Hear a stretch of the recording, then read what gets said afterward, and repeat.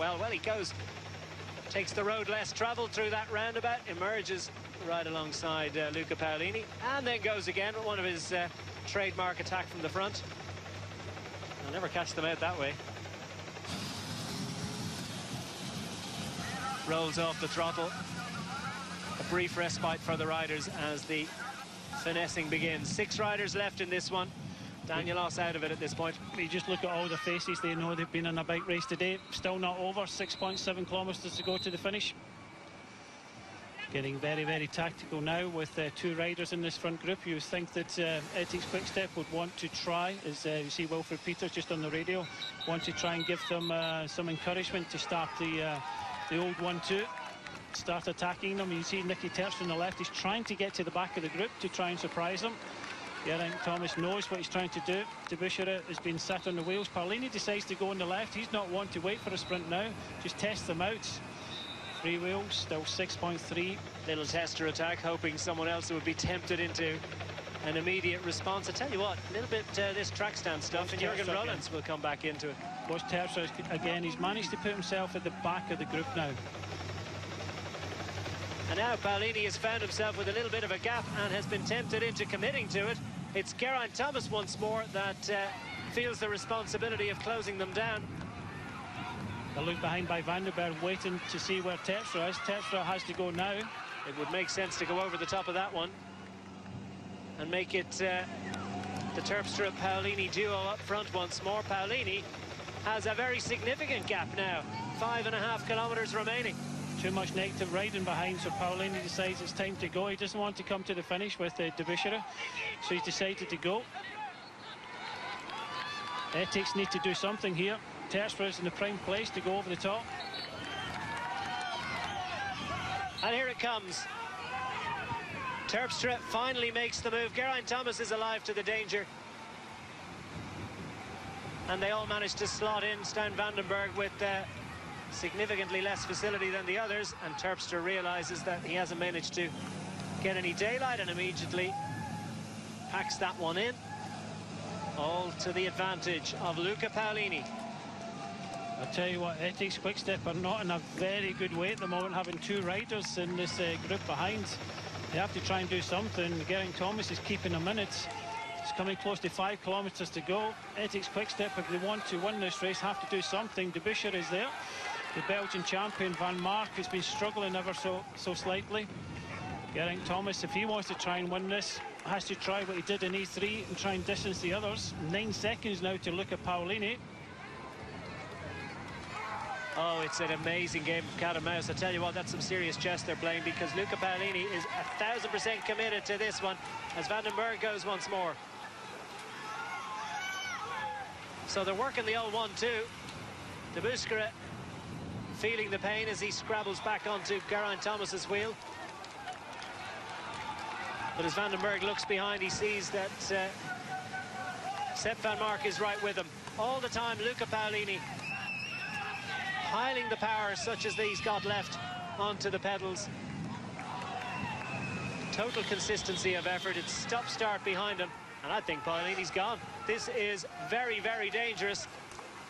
That's it, they've thrown it away now. Ethics Quickstep having 2 in front. He's just said to Van den Berg, you have to go now. But they have got a sprinter behind, and off he goes. Van den Berg goes again. Van Mark struggles to make the juncture. And Geraint Thomas isn't enjoying this much either, because a few bike lengths between himself and Van Mark. Debusseret next up, Terpstra getting the free ride. Well, it looks as if in the 77th edition of Gent Wevelgem that experience is going to prevail here. Ethics Quickstep had 5 riders in the front group, but Paolini goes on the attack. He must have about 15-20 seconds now. Here comes Terpstra. He got a little bit of respite before he made that one. Geraint Thomas immediately responds, and that could be significant, because there's still 3.5 kilometres to go. And Paolini, I'd love to know what the gap is. He's 38 years of age. He's been and done absolutely everything in cycling. He's been with Katusha since 2011, Aqua Saponi before that, Liquigas with the Quickstep squad for a while as well. Been around a long time. Only just 14 wins to his name. But he's in a great position now with 3 kilometres to go to take out his 15th pro career win. Yeah, he's had stage wins in Giro d'Italia, and it's worth pointing out, as indeed you did a little earlier, Brian, he's won the Omloop Het Nieuwsblad back in 2013. And another significant win in Flanders. It's a tailwind at the moment, as you can see, indicated by the flags. Van Mark is out of it at this point. Terpstra, with Geraint Thomas for company, is chasing our lone leader, Luca Paolini. Behind them, Jens de Buskera and Stijn Vandenberg. Paolini looking only in one direction at the moment. He's right down the bottom of the block, dragging around the biggest gear he can possibly sustain.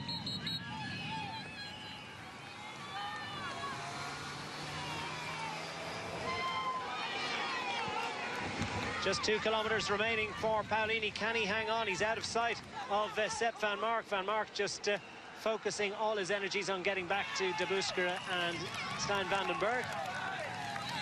And de Buskera is going to have to do it alone if he's getting back to Terpstra and Thomas. 53.11 he's in at the moment, and inside the last 2 kilometres, a 240-kilometre race, really tough conditions. You can just see him down the road. He's got about 18 seconds now. You've now got Terpstra and Thomas. I don't think they're going to bring him back. I think we're going to see probably the oldest winner of Gent Wevelgem. He's got to be up there. 38. He's one of the oldest riders in the race. Pataki, the oldest to sign on this morning, but Luca Paolini has been around a long time. Has tasted victory champagne on many occasions. He sees the kite, sees that it's fluttering in the breeze with the tailwind, and steals a little look over his left shoulder as if to say, what sort of a gap have I got? Not believing any information he's getting from his team car. If indeed he's getting any information at this point. And it's all over, surely. Geraint Thomas and Nicky Terpstra are not going to get back to this man now.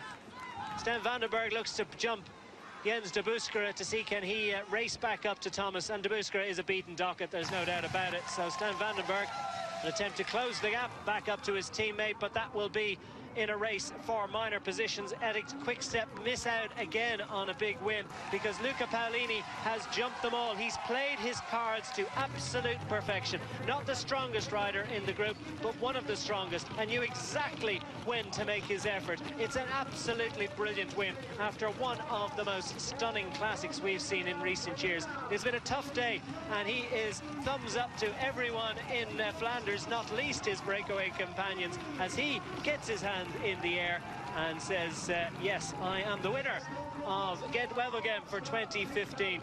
Chasing behind, it's a great second place, but runner-up slot for Nicky Terpstra, and first and third 2 days apart for Geraint Thomas. Stijn Vandenberg shakes his head. Unfortunately, his team not capable of getting a win. Jens de Buskera, great effort, but unfortunately not quite able to